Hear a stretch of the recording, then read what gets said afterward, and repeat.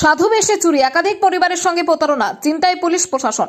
সাধুর বেশে একাধিক বাড়িতে চুরির ঘটনায় নতুন করে উদ্বেগ বাড়ছে পুলিশ প্রশাসনের। নিজেকে ইস্কনের মহারাজ পরিচয় দিয়ে শান্তিপুরের বিভিন্ন এলাকায় একাধিক পরিবারকে প্রতারণার অভিযোগ উঠেছে নদিয়ার শান্তিপুর এলাকায়।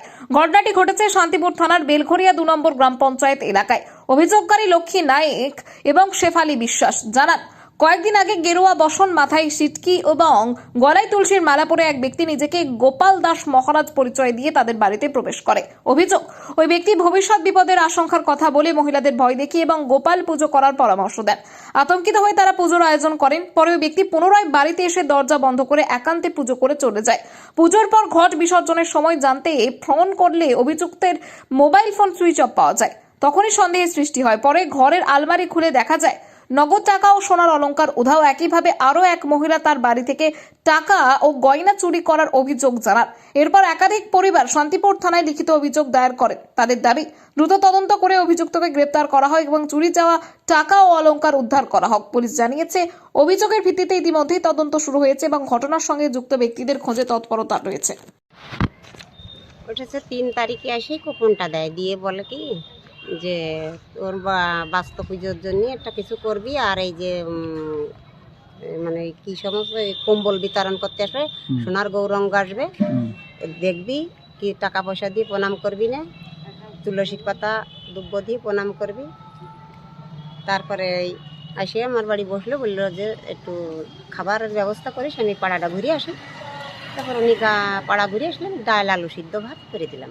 উনি এসে খেয়ে ওদিন চলে গেলে, বললো যে বৃহস্পতিবারের দিন সকালে পুজোর আয়োজনটা করিস, তোর বাস্তু ভালো রাখার জন্য একটা পুজো। কি পুজো? গোপাল পুজো। গোপাল পুজো দেবো, তা তোর ছেলে মেয়ের মঙ্গল হবে, সংসার ভালো থাকবে, তা তুই পুজোর আয়োজনটা করিস। একটা কাগজে লিখে দিয়ে গেল সব কিছু, মানে পুজোর জন্য। সেই সমস্তগুলো আমার মেয়ে কিনে নিয়ে আসলো। তারপরের দিনকে সকাল 7টার দিক, 7টা সাড়ে 7টার দিক আসলো আমাদের বাড়িতে। ওই আসে ওই দিদিরে নিয়ে আসলো আমাদের বাড়িতে।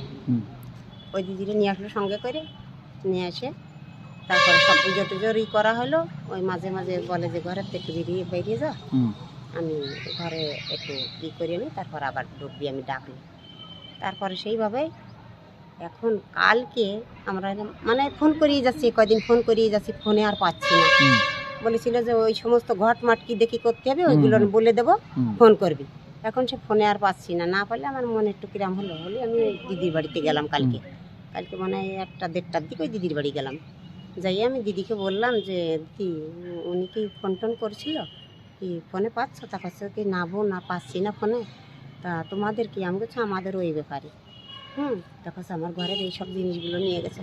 কিন্তু আমার ঘরের আমার সেই শাঁখা বাঁধা ছিল, তারপরে কানের ওই একজোড়া দুল ছিল, তারপরে ওই মেয়ের হাতের একটা ওই যে রূপোর বালা ছিল, ওইসব নাই, কিচ্ছু নাই।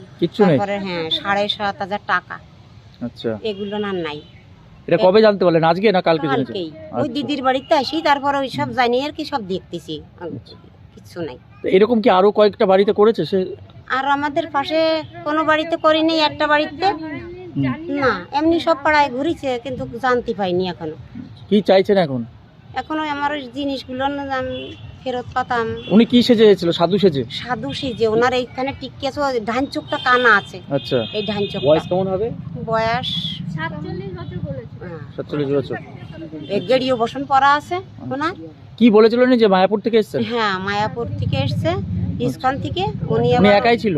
একাই ছিল, আবার হবিবপুর থাকে, আবার বললো বাবলাইও থাকে, তাই বললো। আপনার বাড়ি কোথায়? আমার বাড়ি আছে এই বাতনা, এই যে রেলগেট পাড়ায়। কি নাম আপনার? আমার নাম শেফালি বিশ্বাস।